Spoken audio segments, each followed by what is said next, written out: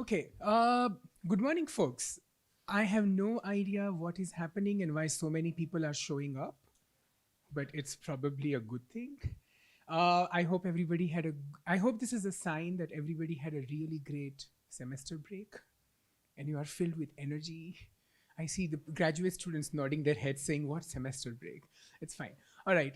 For people who don't yet know me, my name is Nishant Shah. I'm the Associate Professor of Global Communications at CUHK, and I'm also the director of the Digital Narrative Studio. And you see the website behind us right now.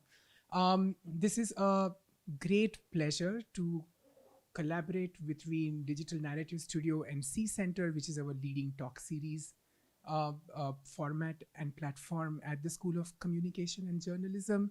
And I am extremely excited to welcome and introduce Chinmayi Arun into our community.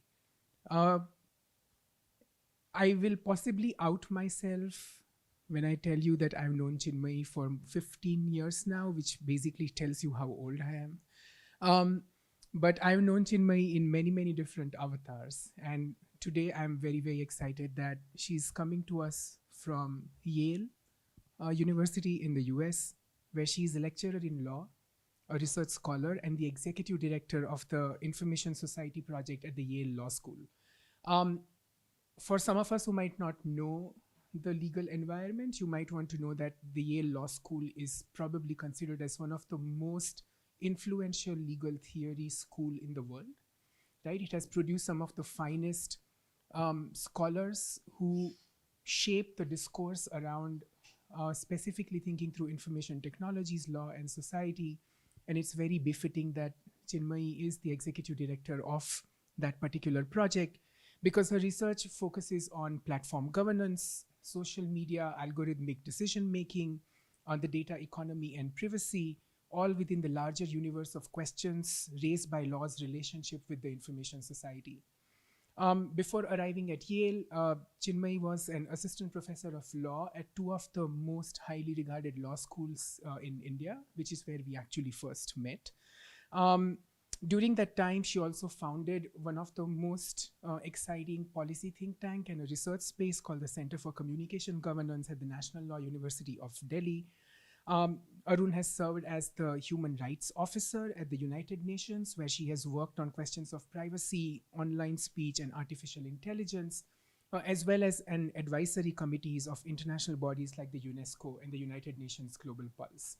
So as you can see, she wears many different hats apart from her scholarship.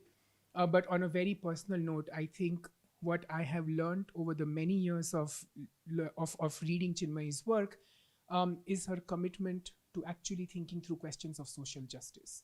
I think in almost all of her work, the idea of social justice is not an end point to an inquiry, but the beginning of it. To think about the questions of harms, discrimination, violence, hate speech have been endemic in the ways in which she mounts inquiries which engage with law but do not stop with the law, right? So for a lot of our research students, I'm hoping that this particular paper, which is brilliant, it's called Facebook's Faces and was published with the Harvard Law Review, would also not just be about the content, which is great, but also looking at the methodology about how do you do a multi-sided analysis of a platform as big and diverse as Facebook. And for us within communication and media studies, we often talk a lot around the usage and the reception. But I think this paper is going to give us a lot of ideas of thinking about governance and oversight and regulation, which are sometimes the blind spots in the work that we do. So we are very excited. Thank you so much for making this long journey and battling through jet lag and coming to us and talking about this today. Thank you. Will you join me in welcoming Chinmayi? Thank you. Well, firstly, I'm going to start. Thank you for inviting me in a minute. But I just want to add some of the details that Nishant very humbly left out of the introduction, which is that the friendship came later, and I'm very grateful for it. Nishant started out as my mentor in the beginning of this long journey, and including for the center that I started.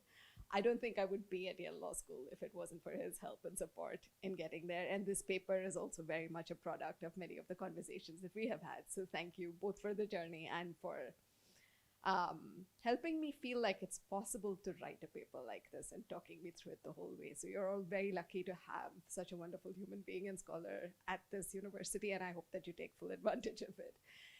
Thank you so much for showing up on this fine morning. I'm very grateful to Nishant for the invitation, to Daisy and Clivia for setting this whole thing up. I'm very, very excited to do this.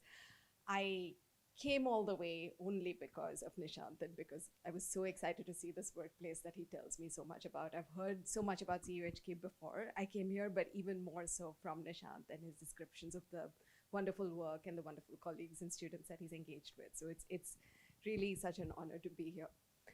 I am going to quickly walk you through this paper and ask you to be forgiving uh, about the gaps that might come either from jet lag or from the fact that I spend most of my time talking to Americans and lawyers these days. So if any part of it is unclear, if you want me to go over it, please feel free to stop me in and ask me to repeat. And so the paper is, as Nishant told you, is called Facebook's Faces. In the middle of writing it, as you will all find happens with your work, Facebook decided to change its name to Meta. And I was like, I'm sorry, I'm not changing the title of my paper. It will remain Facebook's Faces. But it's about, although I focus on Facebook to show why the theory works, according to me, it should work for all global social media platforms.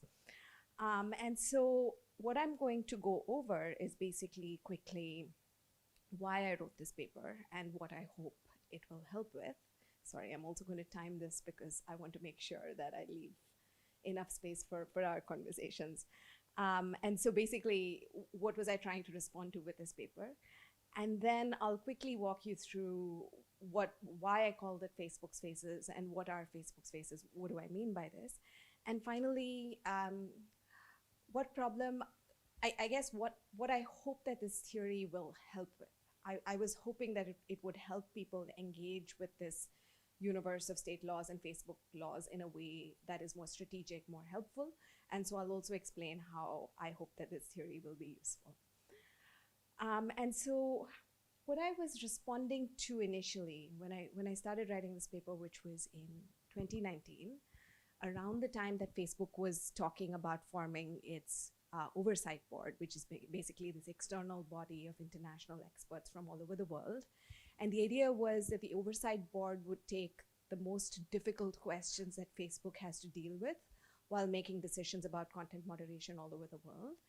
And that they would sort of issue a decision with reasoning about how Facebook should have solved the problem and kind of create almost a body of jurisprudence, except that it doesn't come from a state body. It comes from not well, technically it is a private body, but not from Facebook employees themselves. And so the first question was, why are they doing this? And the prevailing theory, which I think is more or less correct, is for sociological legitimacy, which I'll discuss a little more later. But then the question was, in what way does this oversight board contribute? So this was kind of, I was interested in the institution and what it was doing. That's how I started unpacking this.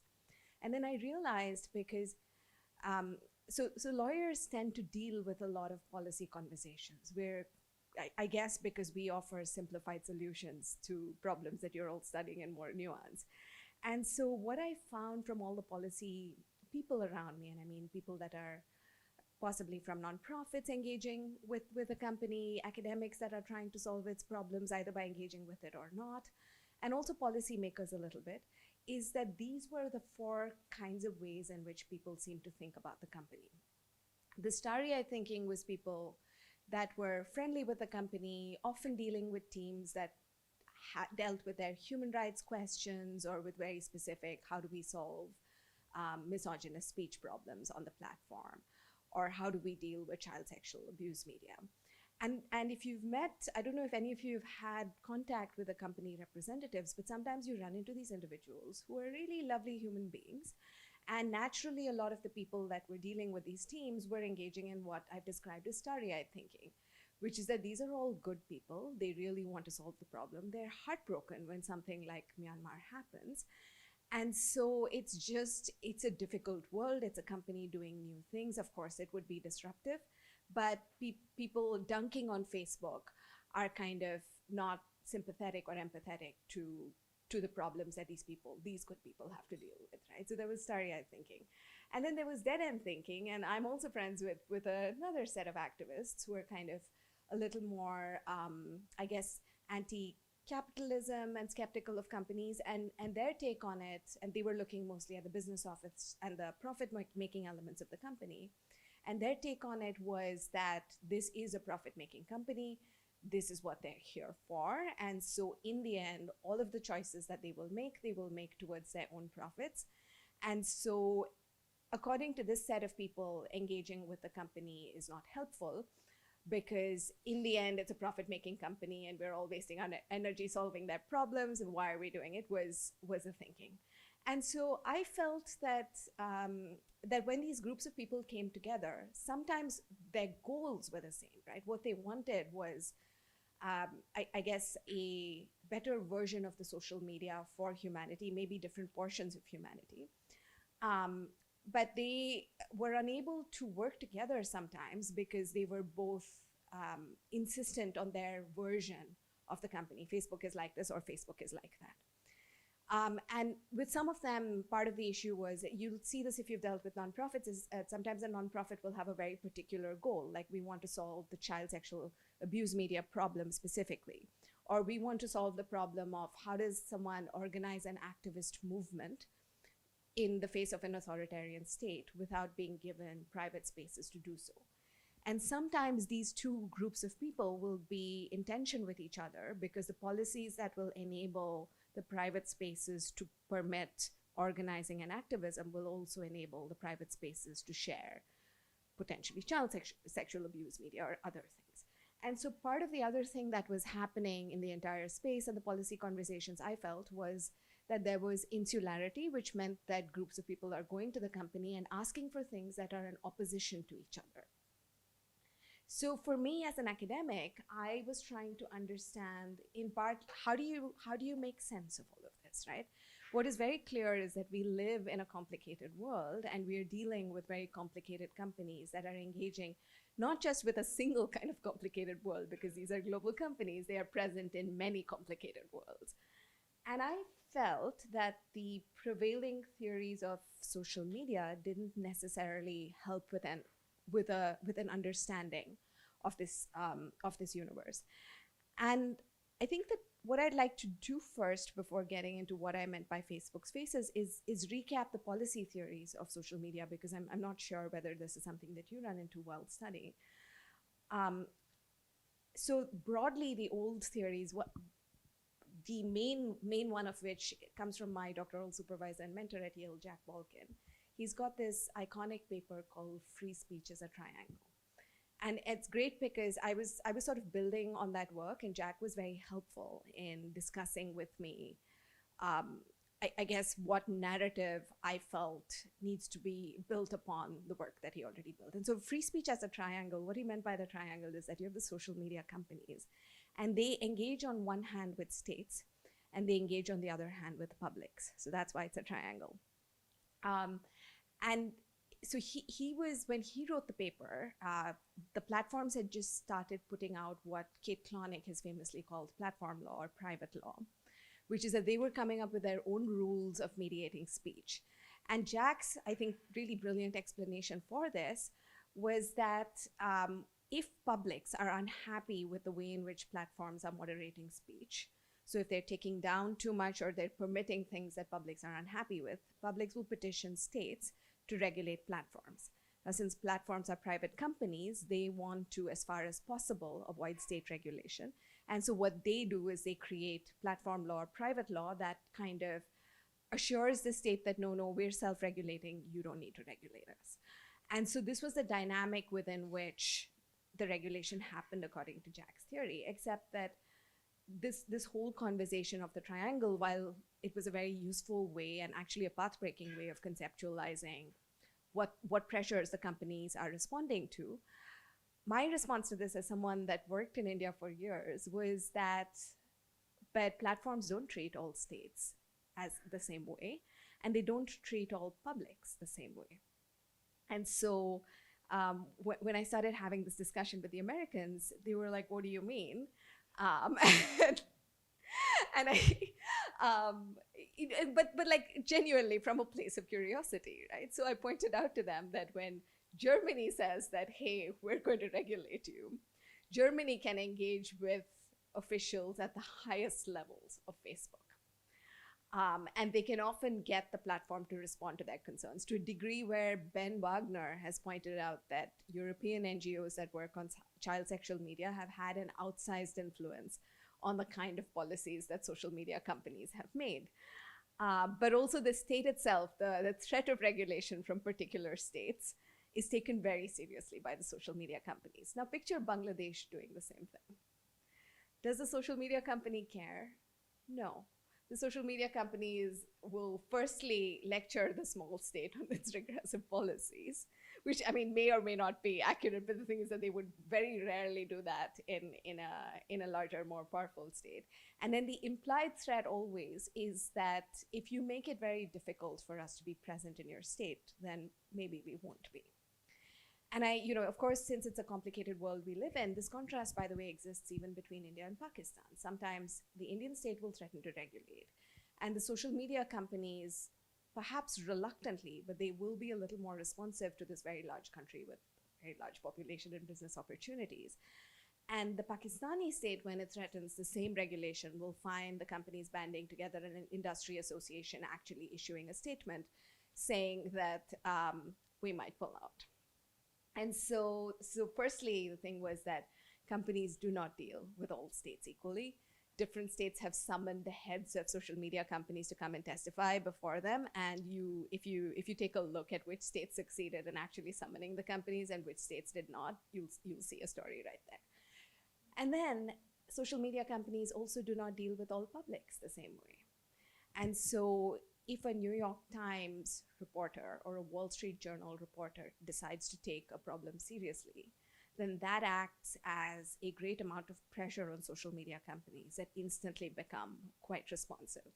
In my more recent paper, in which I'm writing about artificial intelligence, I was looking at what happens when a New York Times reporter like Kevin Roose, I don't know if all of you saw that story where Kevin Roose said that Bing's chatbot wanted to run away with him and said it was in love with him.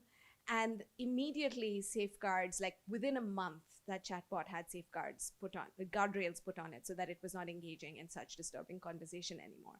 But here's the thing is that they piloted that chatbot in India, and Indian users who had tried it out, I've seen messages on message boards where they were like, hey, listen, your chatbot is engaging in some really disturbing conversation, and the company didn't respond at all.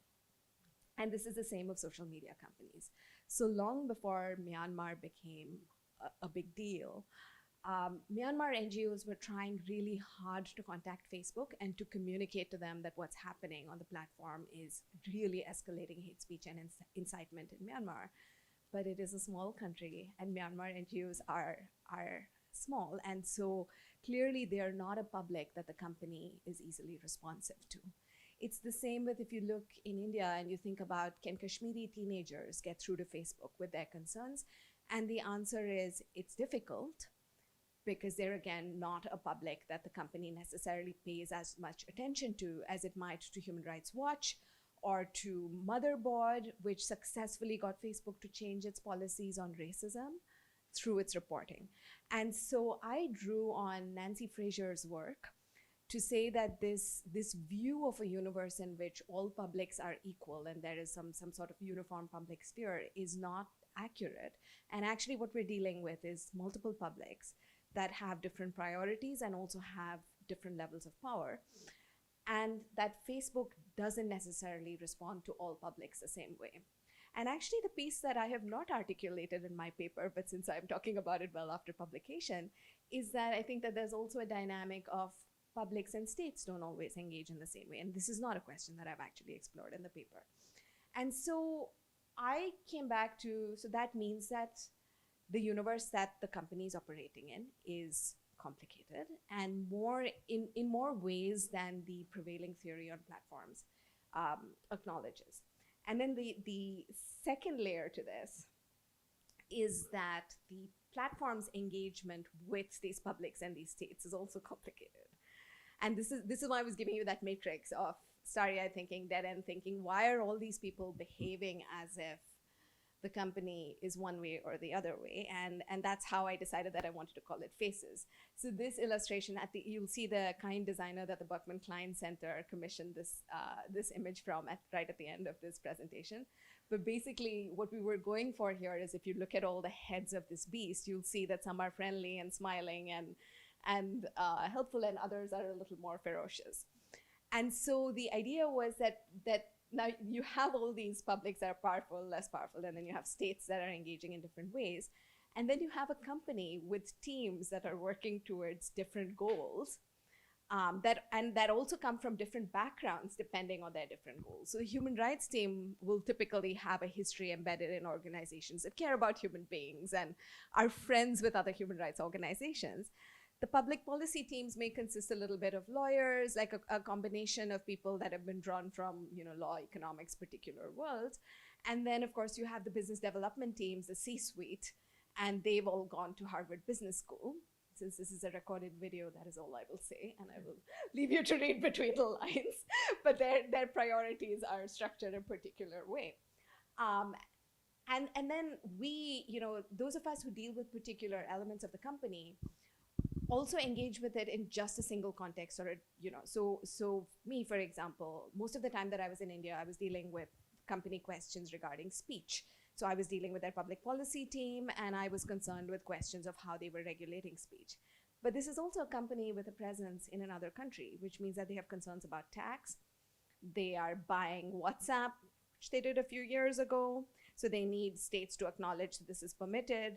They do not want to pay tax in a company, so they're negotiating with authorities to make sure that that doesn't happen. They are introducing payment apps in the country. So they've got this whole universe of transactions with government. They've got the policing and national security agencies talking to them, trying to get information about investigations that they're conducting, and that's a whole different department.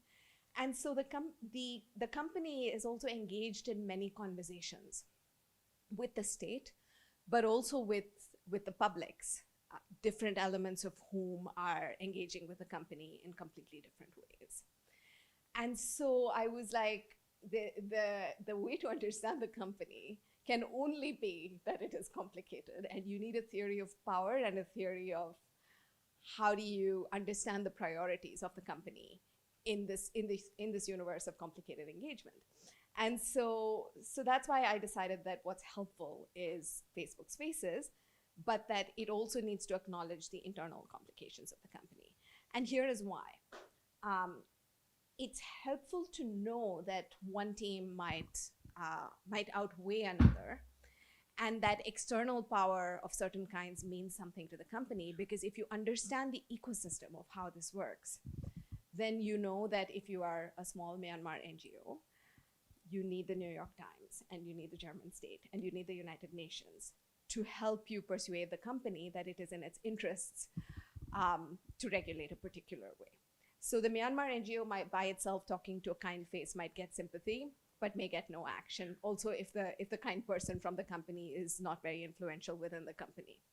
But the Myanmar NGO plus the Wall Street Journal creates a PR crisis, which then involves higher levels of the company and engages their sympathy, not necessarily in ways that are always, well, it could be firstly just getting attention, but it could also be that now it has become a multi-layered problem. It is not just a problem of a crisis in a state that they might care about, it is also a problem of reputation management and what other states might step in and create a complicated situation. So this in essence is a theory, but I also want to, before I stop and we make this a conversation, I started with discussing the oversight board.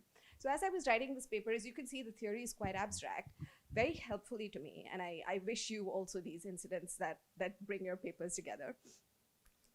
Donald Trump got deplatformed by Facebook, like literally at the point at which I was submitting the paper. And that was great for me because Donald Trump's deplatforming happened through the platform policies, which is the platform's engagement with their publics. But because Donald Trump was a head of state at the time at which he was removed, it also created a question of how does Facebook engage with states, which normally only happens through state laws and Facebook's discussion of state laws. But in this case, it sort of blurred those lines and brought the triangle together in ways that, as an as a person, I was disturbed, but as an academic, I was like, okay, this is so interesting. And then and so the platform made its decision, and it's interesting to me because I was visualizing what would have happened if a similar incident had taken place in another state. I am not sure that the company's conversations would have come to a conclusion that they necessarily wanted to exercise their power to antagonize the state, right? So it was also interesting to me that having your senior leadership based in one state leads to a certain kind of, like, it leads to employee walkouts and a certain kind of internal pressure through their conversations that may be different if we were talking about a different state.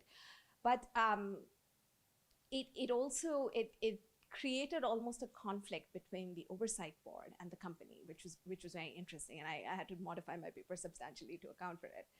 Which was that Facebook's policies had a way for a team within it was called cross-check for anyone that's interested. So basically, they had a formal policy to apply their laws to people, and then they had a cross-check policy, which was an exception that people could be put on the cross-check list, and Donald Trump was. And that created, that sort of bugged it to a different team within Facebook that took different decisions on these sensitive cases. Except that in their quest for legitimacy, because they also didn't want to be seen as making arbitrary decisions, they created the oversight board, and then the oversight board was asked to review this case. And it's through the oversight board's questions that the fact that this cross-check policy existed and that it had been applied to Donald Trump emerged. And so someone was asking me, well, would you see the oversight board as one of Facebook's faces? And what I told them is that I think it was designed to be a slightly distant face of Facebook, but because it had to be designed in a way in which it appeared to be independent, it ended up actually being independent in ways that I think Facebook didn't anticipate. And so what that created is almost a formal institution that is a way to intervene in this complicated world, a way for Myanmar teenagers to bring their problem to the attention of a powerful institution that is then, again, able to affect the dynamic internal to the company. But not all social media companies have that external entity. But yeah, I kind of, before I stop and we go into conversation mode, I also wanted to emphasize, because if you read the paper, the whole thing focuses on Facebook because it's just a more helpful conversation to have. I should have gone through this while discussing this with you.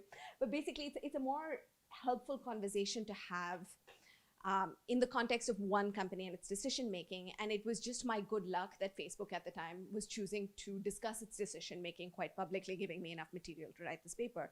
But I think that this should apply to YouTube, to Twitter, to most of the major global companies that operate around the world.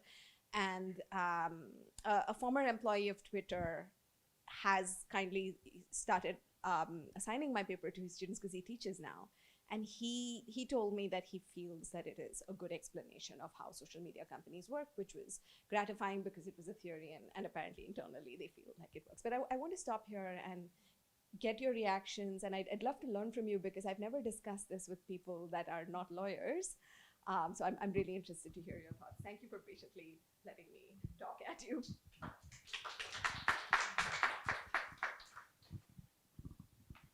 Jimmy, do you want to come and sit down? Can we get you some tea, or you got tea?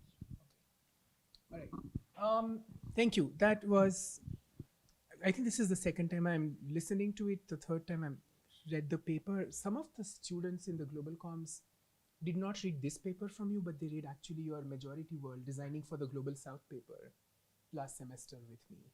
It was a part of our design workshop, and we were talking about how do you design for Global South. So I know a couple of students have read some of your other work as well. I'm going to give the people in the room like 2 minutes to process and see if you have questions and comments. And I'm going to use my moderator privilege to ask the first question just to get us started. So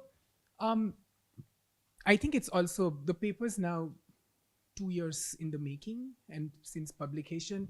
But I think when I'm listening to it now, one of the things that's coming very strongly for us, particularly in the digital narrative studio, is that the framework is very helpful in recognizing that a monolithic or a singular narrative of a social media entity has become almost impossible. But that for me is startling because almost all of the work that we do in platform studies, in media studies, in trying to analyze specific social media companies, we keep on pretending that there is this one grand narrative around which the company has to be measured and about which we hold it accountable, right? So if even if you're looking at TikTok, or even if you're looking at a non-social media company, so a lot of my work is on government databases, right? So even if you look at Aadhaar, you keep on thinking, there is this one story and that's the one that we have to critique.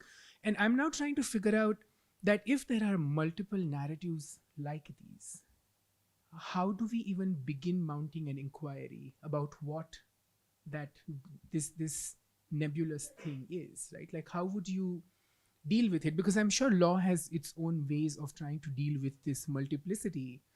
If we famously remember Arvind Narayan's argument that the law is afraid of things that cannot be translated or understood very clearly, right? The law requires absolute precision and clarity in order to deal with it. And I remember Lawrence Liang making an argument about why law is afraid of love, because love has too many faces, to use your word, and the law doesn't know what to deal with it. But I'm just very curious about what happens with entities which have multiple narratives. And there are two things that come out. One, that all of these narratives, even when they are contradictory, can coexist, right? And the second, that all of these narratives at any point can also be disbanded and just disown. And I think you keep on mentioning Twitter, and I'm like, yes, Twitter, formerly X, you mean X, formerly known as Twitter. And we now have to pretend that everything that Twitter did no longer counts because it's just a new company and a new narrative comes out of it. So just getting your thoughts on some of these things. Thank you. There's a lot in that, which is why I enjoy. There's a lot in that, which is why I enjoy conversations with you. Arvind is clearly an optimist. I wish I could say that You're on record saying that. I mean, Arvind is an optimist. I stand by it. Of course, we all do. I was also his intern, in the interest of full disclosure. But so there's this famous article by Colin Scott called "The Optimal Precision of the Law," in which he managed to discuss the ways in which the law chooses to be precise or chooses to leave space. And the trouble with the law's leaving space is, of course, that then it gets arbitrary because you don't know how things will land. And I think the way that I like to think about it is that the law, and this I'm afraid to say on record, that the law likes to simplify. And that's why I think that what you said about Lawrence's thing about law being afraid of love because of all its faces is that how do you simplify that?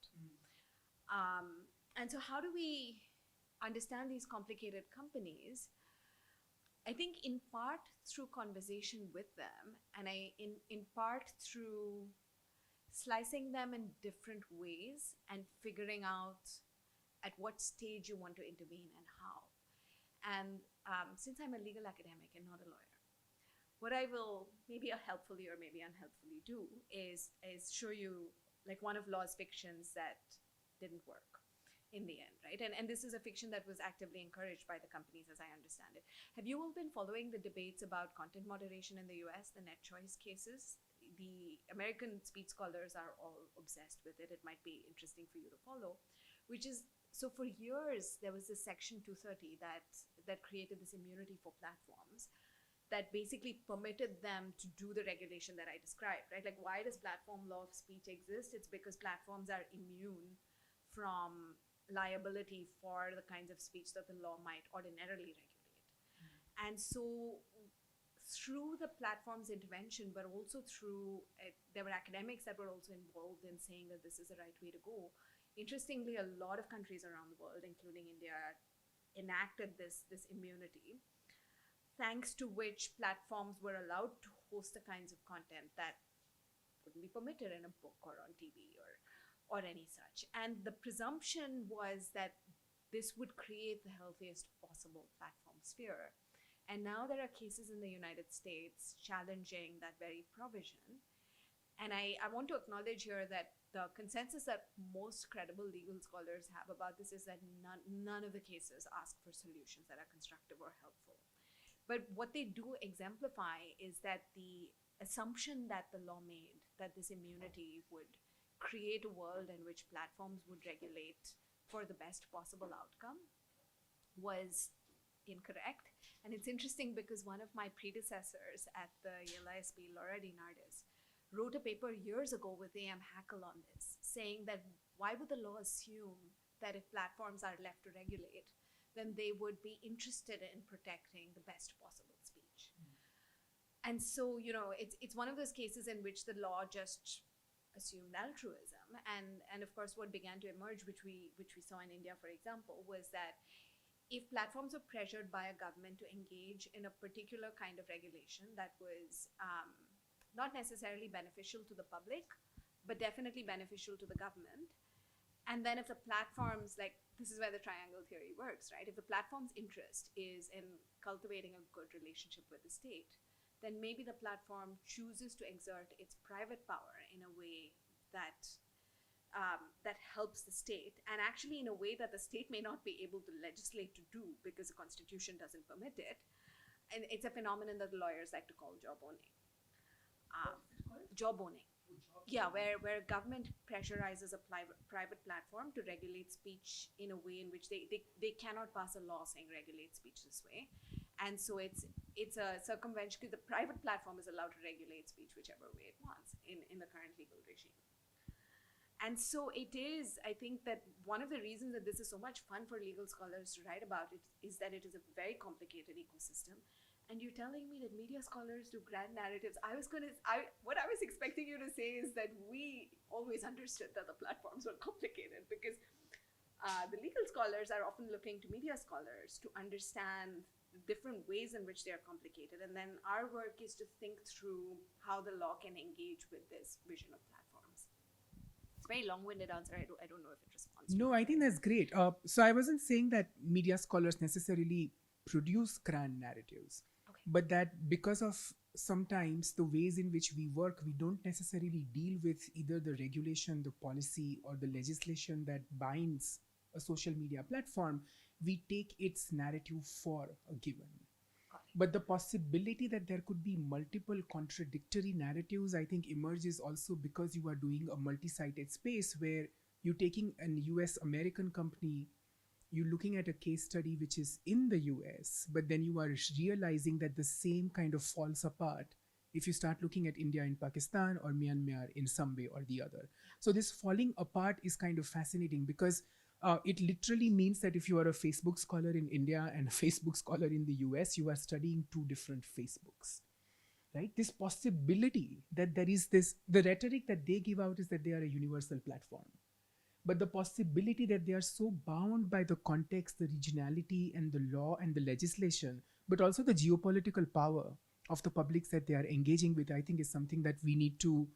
It's reassuring, because it also means for those of us who are not, let's say, American scholars of American companies, there is also a certain knowledge politics where they keep on telling us, saying if you're studying India and China, you're studying regional social media. And I think your paper allows us to look at them and saying, but so are you. When you say that you're studying Facebook, you're actually studying the regional politics of the US American system and Facebook's embedding in it. But that the study of either Facebook or other social media platforms in cases of China or India or Myanmar or South Africa are equally regional studies. So I think this collapse of this one dominant narrative is very inspiring from the paper. Thank you. Nishant always makes my work sound cooler than I think it might be. No, thank you. But yeah, I think that is actually exactly it. Because here's the other thing is that when the deplatforming of Donald Trump happened, and a lot of my friends that were kind of regionally focused, as you describe it, were all like, oh my God, we never anticipated this. All the international people in the US were like, yeah, but we've seen it. This is not like, we can understand why you were shaken, but this is not new to us. We've seen this political leadership throw it I guess, act in ways that no one anticipated, but also we've seen the platforms reacting to this. And by the way, sorry, thank you. Yeah, and we were like, and by the way, what you got is engagement by a company that actually understands this ecosystem. And most of us, we're not necessarily getting that. Most of us are engaging and trying to educate the company and help it understand the different consequences of different kinds of intervention. So exactly, because this is in the end an American company that is engaging globally, mediated in India and China by the people that it trusts in those places. And yeah, engagement with them is different. And of course, this is like a completely different project, but this is also why we've got this little thing called the Majority World Initiative at the LISP. And the goal of the Majority World Initiative was to mobilize scholars from the majority world, from the countries that are not heard so much and are relegated as regional. Because part of the problem is that a lot of the scholarship and the theories are, as Nishant says, regional but treated as global. And so the Indian policy people are trying to understand the social media companies through American eyes, which are not necessarily designed for how the social media companies meet India. And so that's also, it's a huge concern, and that's why it makes me so happy to see rooms full of communication scholars that are studying this, because this is also a body of theory that you're all going to be developing, and it's really important. Thank you. I'm going to quickly stop talking because we have the rest of the day to talk as well, and open the floor to questions. There's Fangyu and then Chian and Saskia, and I will come back to more questions later. Will you introduce yourself? Oh, yeah, of course. Thank you, Chinmayi. My name is Fang Yuqing, and then call me Fang Yu. I am the second year PhD student in this school. Actually, before I put forward questions, I'm wondering if we have the chance to listen to the more about the findings of your the slides that you quickly jumped over, because I'm still a little bit confused about the exact explanations about who are the publics and why are they different, and also about why the case of Trump bringing the different sides of the triangle together. Thank you. Of course, I'd be happy to. Thank you for asking. Okay, so here we go. So was the state spot clear? Because the, okay, this one? Okay, perfect. Thank you so much for asking me. So this is kind of the internal complication of the company, and I actually borrowed it from corporate governance theory. So the idea was that what I've got below there is examples of different teams within Facebook. And so there'll be a whole team that does business development, and that's like the C-suite, the people who went to management school. And their job is to work out ways for the company to expand more and to make more profit in the different places that they're in. And then there are the government engagement teams, and they have a very difficult job. I'm going to use India as an example because I know some of the people that did it there. So their job basically is to keep the policymakers happy. Every time the platform does something that the policymakers get angry about, like supposing the Indian government wants certain data from Facebook, right? And Facebook, by the way, cannot give them some kinds of data because American law doesn't permit it. So there'll be a person in Facebook whose job it is to go and get yelled at by the head of national security, who is both actually upset with Facebook because they need this information and they're not getting it, but also secondly, as like a political performance, as you can imagine, they also need to be seen to do something. So even if they can't get the actual data, the minister and the people working under the minister need to show their people that they're trying. And so one of the things that they'll do is, I had a very stern conversation with the company, and the government engagement teams have to deal both with those things, but also with getting permissions and licenses. And if they want to float a new thing, they need to get the government support. And so their job is to keep the government happy, right? Like if you think of it from a face's point of view, like who are they talking to? What face do they need to show? And then there is a human rights team that was created a little later within Facebook that is headed by this wonderful woman called Miranda Sissons, who's got a great history of doing humanitarian work in very credible organizations. And over time, she's tried to build up this team. And this is a team that was set up after Myanmar happened and after the public policy teams were also, I mean, they are human beings, right? So I also don't want to deny the fact that if you're a human being working in a company and you realize that this tragedy has happened, I think I'd like to believe that most human beings would feel awful about it. But then structurally, what does your company enable and what is it not? So they had like a business and human rights report that was written about Myanmar and about the ways in which Facebook was responsible. And I used to back then be on the board of something called the Global Network Initiative, which basically brings together civil society organizations, academics, and companies, and has confidential, difficult conversations with them about what kinds of safeguards they can and should put in place to make sure that they are not violating human rights as far as possible. And so I can tell you that at the time, there was a very difficult conversation happening with all the big companies about why are you not doing impact assessments? You're going into new states, you're floating new products. Shouldn't you be doing a human rights impact assessment? And so the human rights team usually heads these human rights impact assessments that they do, because their goal is to try and make sure that the company does everything it can to preserve and protect human rights in different countries around the world. Now, to answer your question, how is this in tension with each other? Imagine there's an individual that is the head of the government engagement team who is being asked pressingly by the state to do two different things. One is share private information between communication between two people who some people call activists and some governments call terrorists, right? Because one person's activist is sometimes one state's terrorist. And the government engagement team is being told that you are not giving us criminal people's information. You should be sharing this. And then on the other hand, what's happening is that the policy team below that has been a part of creating takedown policies in the state. So say the policy team, which along with the human rights team, but also a little separately, talks to the local NGOs. And this they do. And the local NGOs point out to the policy team that there is a certain local politician that engages in speech that targets a particular minority group. And that minority group is not a group that the party ruling the state is in favor of, and the politician is from the party ruling the state. Right? Now, the policy team might have a policy in place, platform rule, and it does, that you can't engage in incitement and like incitement to hatred on the platform. And so this person's speech gets taken down, a little bit like Donald Trump's, sadly not speech, but Donald Trump was taken down, saying that, okay, we can't allow this behavior on the platform. And that comes from the policy team and is supported by the human rights team because it's goals that they both work towards. But now the government engagement team is in huge trouble because the government engagement team is being told, how dare you interfere with our sovereign functions within the state?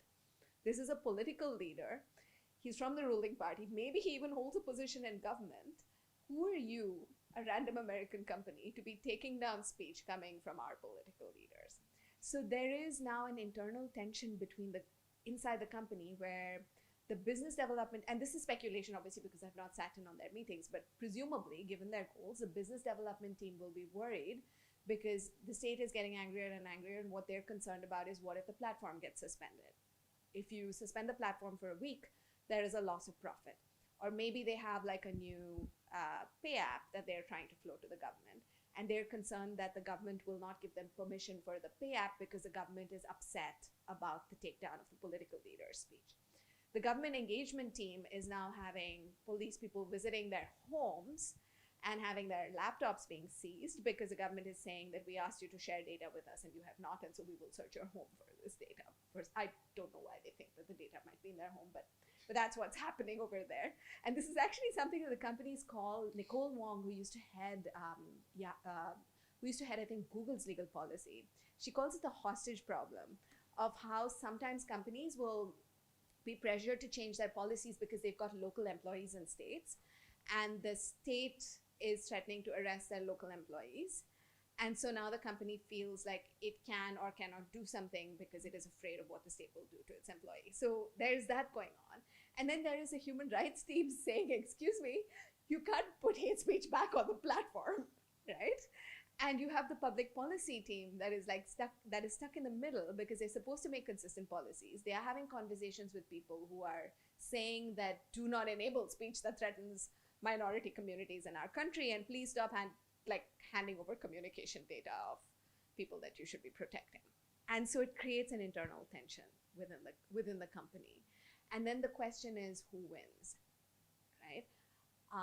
And so that's why I said that that there are external alliances, like a small state or a weak public could ally with New York Times to gain power with the company and to influence its teams in a more powerful way. But that's why I also said that allies can form inside and outside the company and like across employment lines. Because sometimes what will happen is that supposing an external actor is trying to work with a human rights team, right?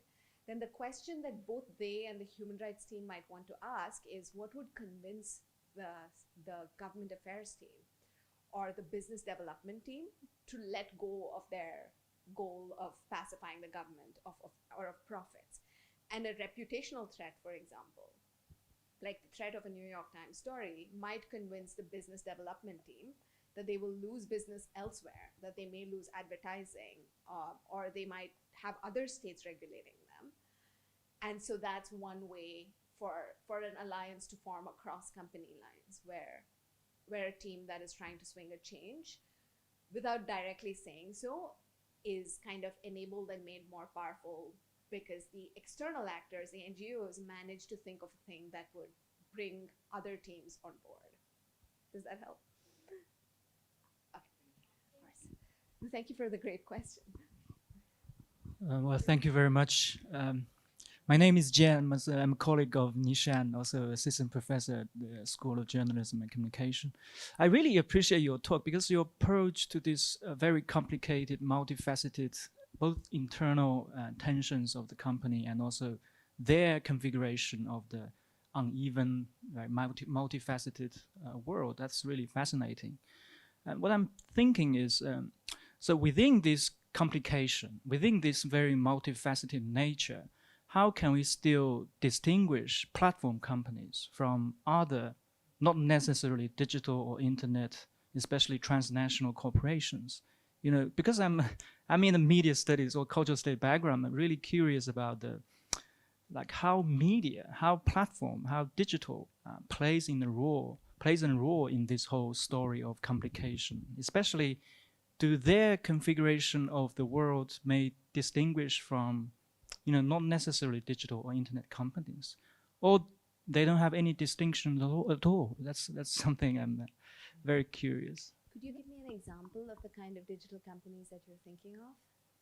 No, I mean, like, how do these digital companies or platform companies distinguish from non-digital or just transnational corporations in general? Okay, from Coca-Cola or broadcast? Yeah, Coca-Cola, yeah. Okay, not from communications companies at all. Well, I drew a little bit, I have to say, from like, so okay, here I'm going to talk a little bit also about my new project, because my new project has been much harder because I'm trying to do this for AI, and that's a bigger universe than communication, right? What I'm getting from there is that there are similarities and there are differences both, and I think that to my mind, the underlying theory that explains the difference is the difference between capitalism and informational capitalism. This is like all me drawing from my other paper, which is called Transnational AI. And so I think that what we can learn from Coca-Cola, which I had almost unconsciously applied in this paper, because as I showed you that previous slide and I said that this is corporate governance theory. Where did I get corporate governance theory from? I got it from non-digital companies, from like years ago of like classes as a lawyer. I think that so for me, what I'm doing right now is I'm reading much more about global capitalism's legal order to understand informational capitalism's legal order. And I'm finding it very helpful because global capitalism, well, again, like I'm just going to give you pieces of my new paper, if that's okay. Thank you for the great question.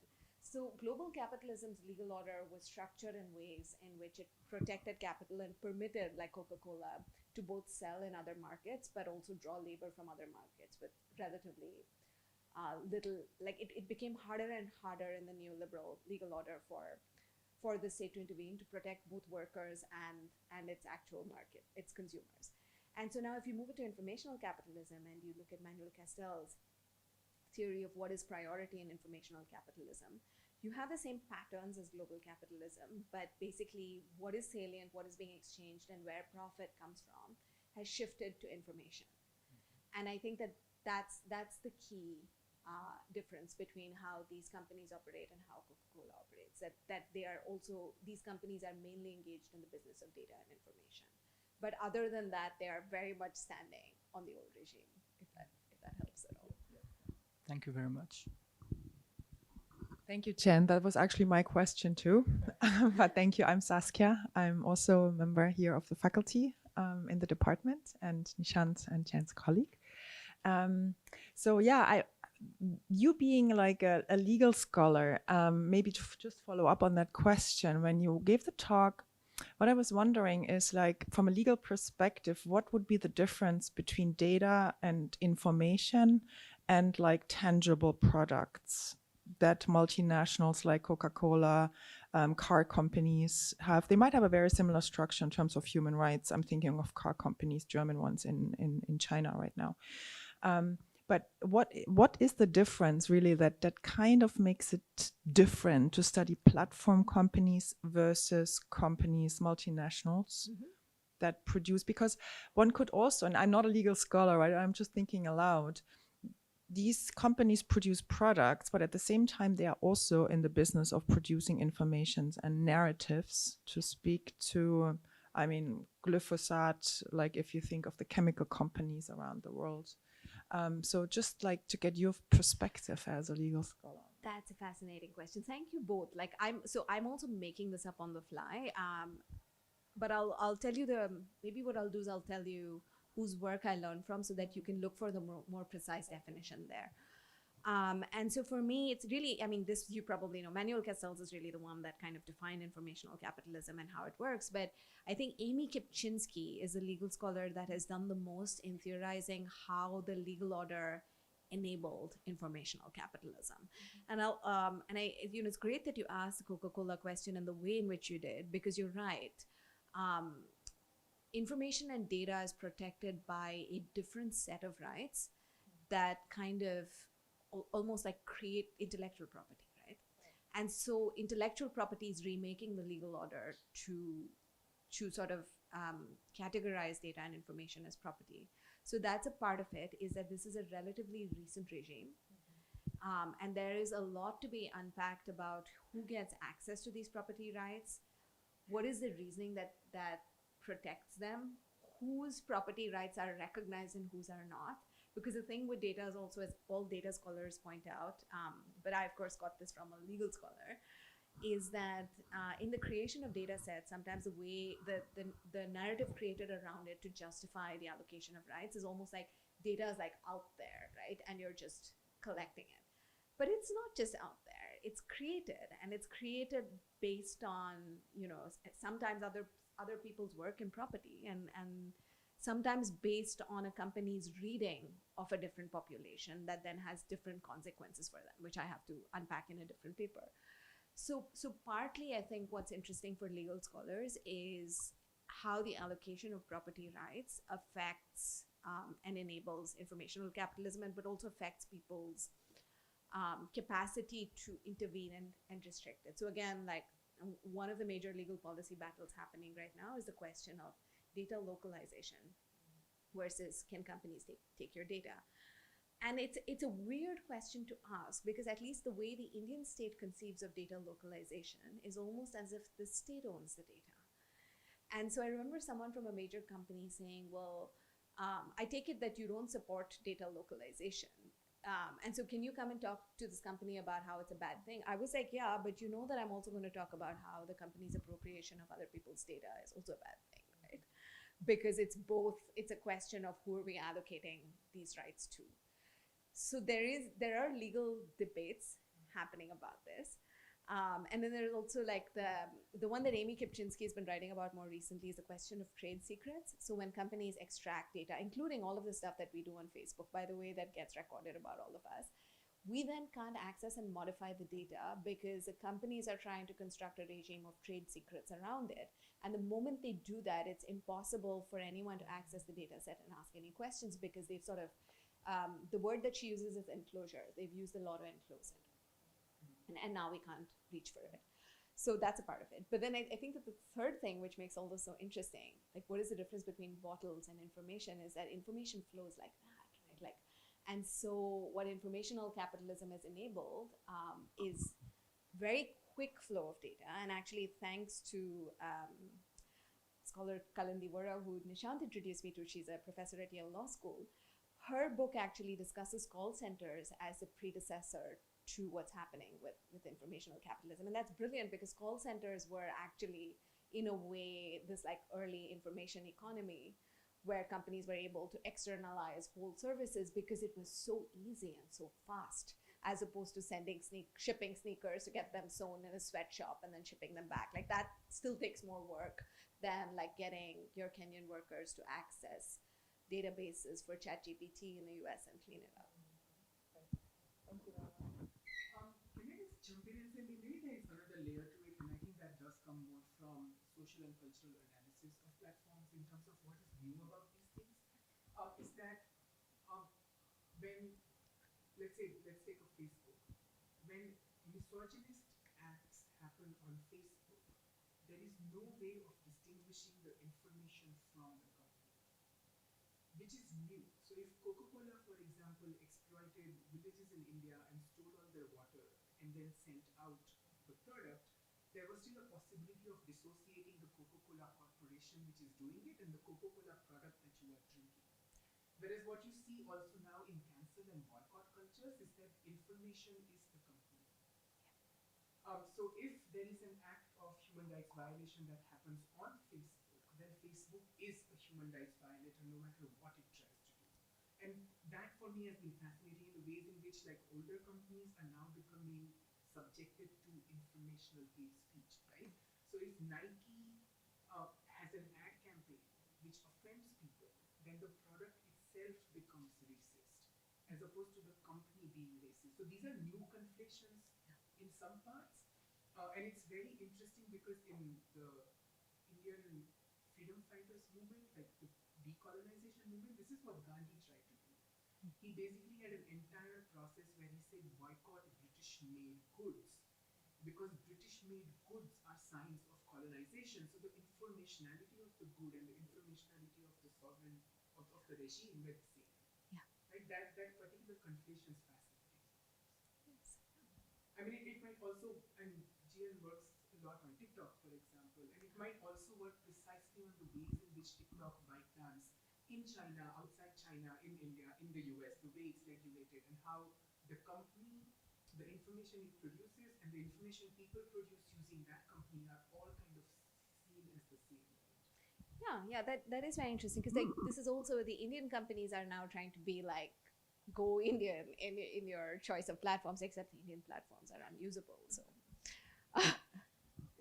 yeah, that's very interesting. I never thought of that side of it. No, it's because I think it's the first time, for example, of course, intellectual property was always used on corporations in different forms, but also in your other work, you have shown how what happens when hate speech laws become the ways of governing specific kinds of platforms. Right? That's new. Yeah, little with hate speech. Well, again, like this is from very long ago, so I can be a hate speech. I think hate speech has had a more complicated history. I think specifically with social media platforms, but like also with the role that companies have played in enabling it. I never thought of it as a conflation of company and product. But yeah, it's so I've also, and this I've not written about this recently, but Jason Stanley, the philosopher who writes about propaganda, he's on my dissertation committee, and one of the things in his work that I found so powerful is that he points out that Nazi Germany was essentially neoliberal, and that this corporate power was very much leveraged for hate speech and propaganda and for like spreading the Nazi ethos. But I'm curious, after what you're saying, I want to go back and look at whether the backlash ever accounted for this. Okay. Are there any other questions, comments? I know there are lots of students who are invested in a lot of these questions around social media platforms.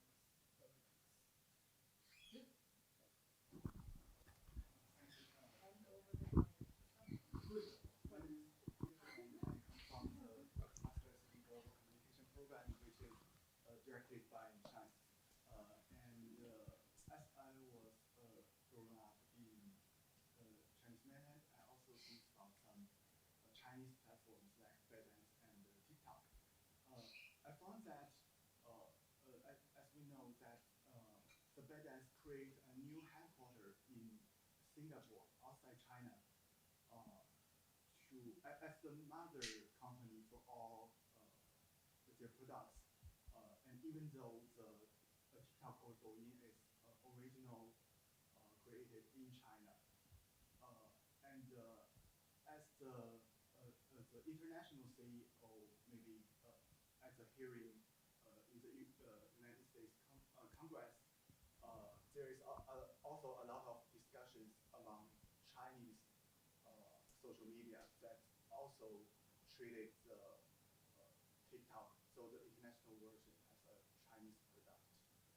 So I just wondered that is that the new form of transnational organization, maybe a little bit different from the Facebook organization, or do you find some tensions between the teams from different areas, or they have listening to the U.S. headquarters?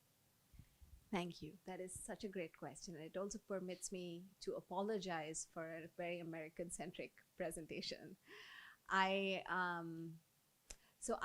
just have to, because of the present trajectory of my work, it's very focused on American social media platforms and American audiences. But I think that what you're saying is really valuable.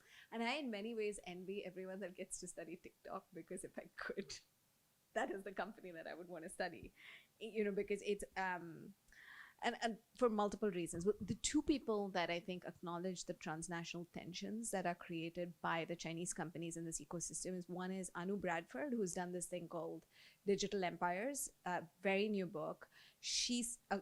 Her argument is that geopolitically there are three digital empires: the American one, the European one that's kind of trying to introduce rights, and then the Chinese one, which has a completely different logic of regulation that is also super influential. And then the other scholar who does this is actually the political economy scholar Julie Cohen, whose work I have drawn on extensively, except that I intentionally carved out China from my paper just because I felt like the amount of time that it would take me to understand the Chinese ecosystem. It's not like my whole transnational AI paper is directed at American policymakers. But I think that TikTok, and I'm drawing on unpublished op-eds. I started writing a few and then I dropped them because it made no sense. I think TikTok to me is fascinating, just because I am an entry-level scholar in the American market. And as you know, the Americans are quite hostile towards permitting Chinese companies in, and I think they should, which is easier to say when you are from within the ecosystem. TikTok's so interesting to me because it's been that there are first India, interestingly, and then the US constructed TikTok as a threat, using, as Nishant is saying, the fact that it is a Chinese company and conflating the company and making all kinds of conjectures about what TikTok does and doesn't do. And then TikTok, as no doubt not only has a Singapore center, but then set up this US office and enabled people to come and take a look at their data and tried all of these things to say that, okay, we're transparent, come, what do you want to know? We'll tell you. But fundamentally, TikTok is, according to me, the Instagram killer. And it has proved, interestingly, I think, quite profitable for Instagram, that TikTok is increasingly getting banned in jurisdictions. And after it got banned in India, literally 2 weeks after, Instagram introduced Reels, which was very similar to TikTok. And so I do think that there's business development tension. I do think that Anu Bradford is right when she says that there are these empires competing for influence. I don't know where it will land, and I'm not sure whether that's a good answer to your question. But I also, the other caveat I would want to add is that I think it's very likely that anyone that went through these theories that I just described for the companies that are from within the Chinese ecosystem may come to different conclusions, because my strong suspicion is that the state-company relationship and the state-public relationship would be completely different. And that's also why I didn't get into it, because I was like, it will take me years to understand. I would probably have to come and hang out with all of you more and learn from you. Of course. Okay, my name is Regina. I'm also studying in the global communication program as well. And it's very fascinating to hear about so many things about state and also the company's relationship.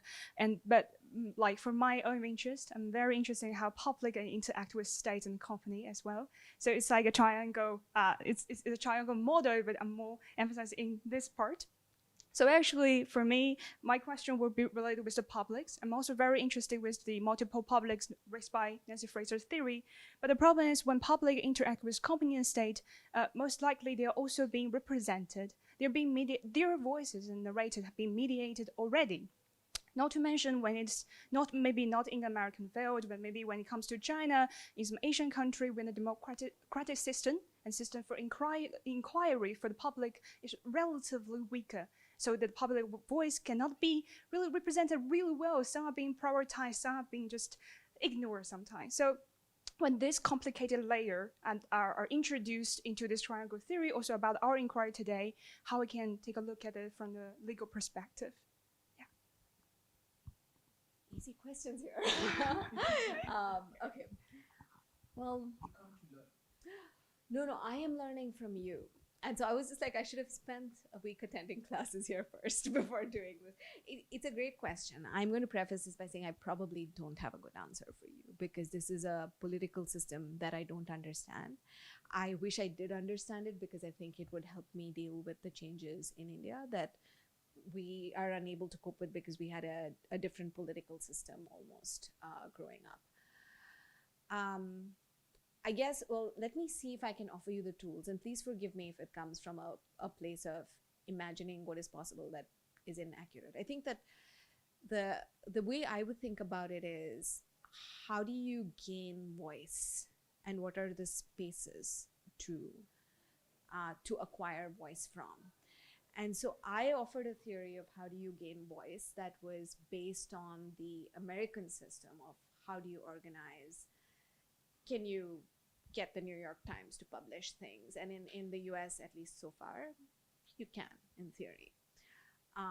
But if that was not possible in an ecosystem, I think that the question that I would ask is what is this space from which voice is heard? Is it a particular form of bureaucratic organization? Is it packaging speech in the language of a different discipline, like economic development, which is also a tactic that I've seen some people in India use. So there was a point at which when people meant freedom of speech, what they would say is development of entrepreneurs. And so I think that the way that I would think about it is, what is this space for voice?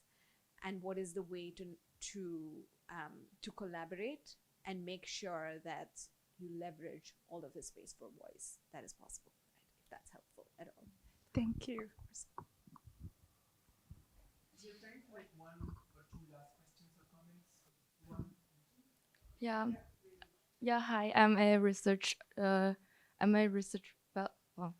junior research fellow in the Digital Narrative Studio, and just following Regina's questions about the voice. And first of all, thank you so much for like offering a really clear way to to unpack the complexity around giant companies. And it just reminds me of the concept that proposed by Foucault. It's called panopticon, and it's a special type of prison.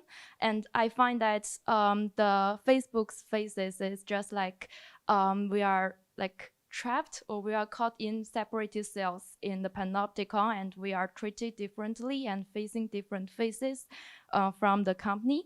And I find that it's so brilliant that you find the different faces of them, and it's kind of like break the cells and give a way to exchange opinions and ideas.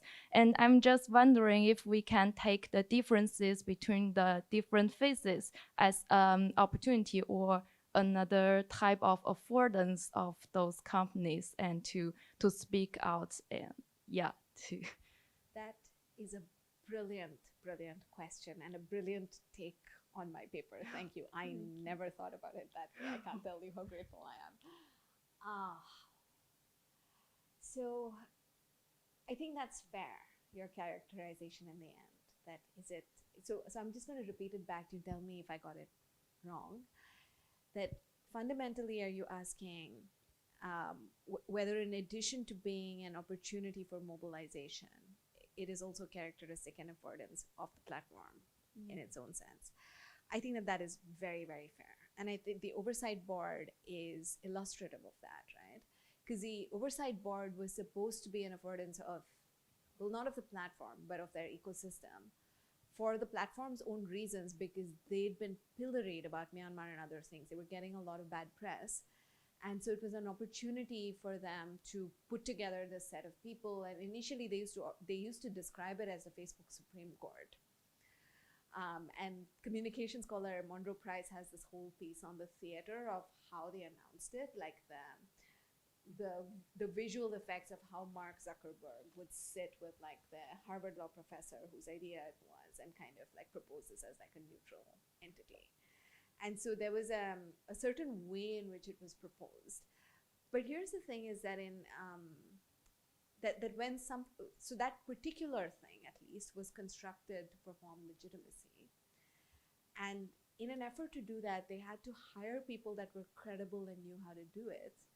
And they ended up hiring people who cared about doing it right, and ended up putting together a board that cared about its reputation, and was actually credible and interested in legitimacy, which ended up giving them a decision about Donald Trump that Nick Clegg, who is vice president in Facebook, publicly said that he was not happy with. And so I think that what I'm saying is that in creating its own affordances for its own reasons, sometimes a platform ends up giving us opportunities, not necessarily because of altruism, but because it was in responding to various crises, it had to create these spaces. And then although they were constructed to perform a certain thing, sometimes it becomes real. Thank you. Thank you so much. We have time for one last question, and then Chinmayi is around for some more time, so we can have coffee and cookies and continue the conversations. First of all, can I thank a lot of friends of your organization? Yes, I'm just showing some like great colleagues, and I introduce myself.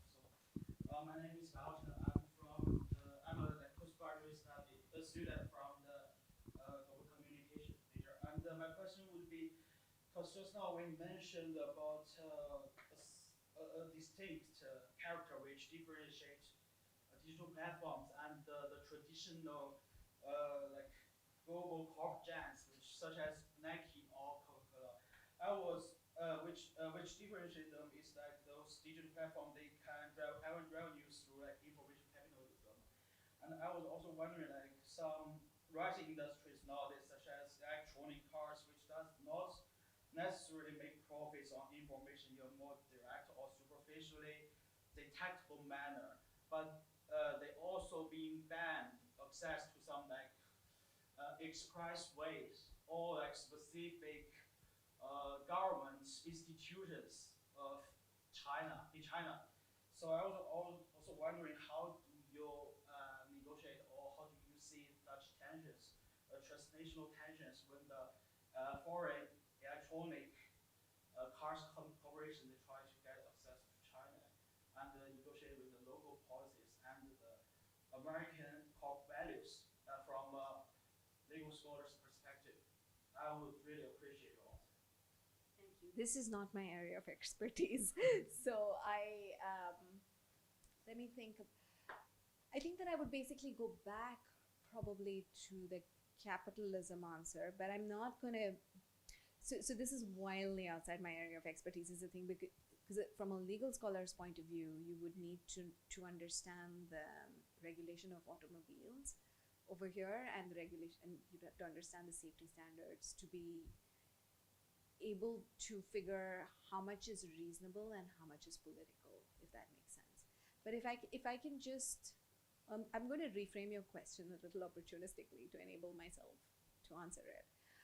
One of the startling, but actually I don't even know why I was startled by discoveries that I made last week, was that China is a leading supplier of semiconductors for all of the American products around the world. And the US is really concerned about it because it means that they are very, very heavily dependent on China for the very construction of the cars that you're telling me are not allowed over here, right? And I can't fully answer your question because I've not studied the movement of goods and trade within the system. And the field of legal scholarship that you would need to understand for this it's not mine. I've mainly done communication, little bits of technology, but not, I would say mostly like communication technology. It's always been social media to AI for me.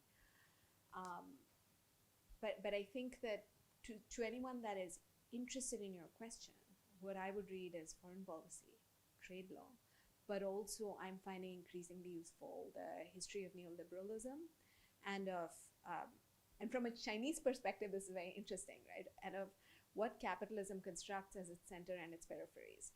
So when you're an Indian scholar, which I am, and it explains why I deal so much with the American ecosystem, you're just you're discussing your situation as somewhere in the periphery of this very Western capitalistic system.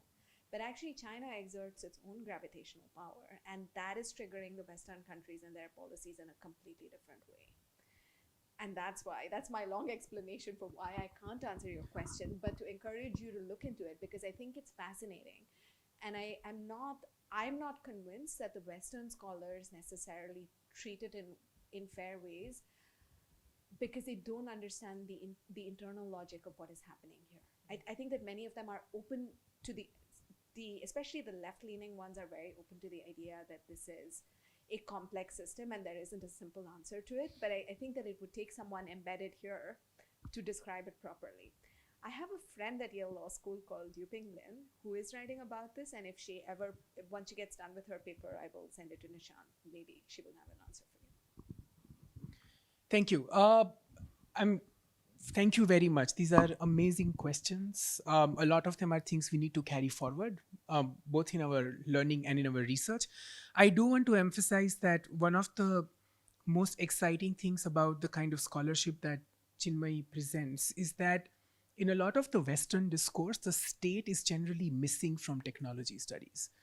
In fact, I co-wrote a book last year with Ashish Rajadhyaksha and Nafis Hassan, and Chinmayi was very kind to write the prologue for it. And it's called Overload, Excess, Creep, and Internet from India.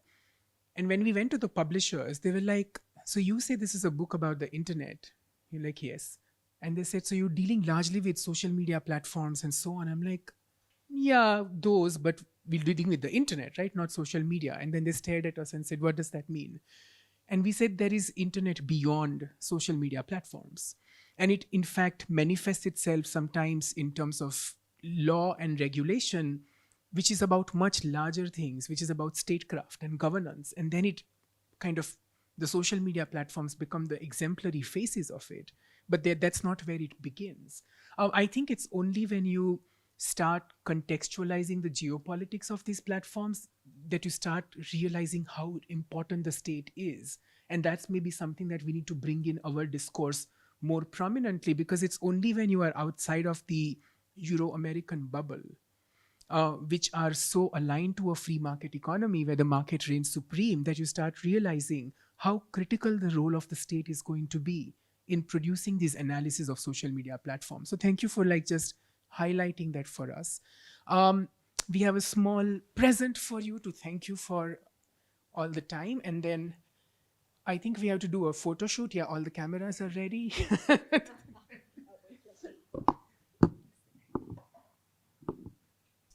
go. Thank you.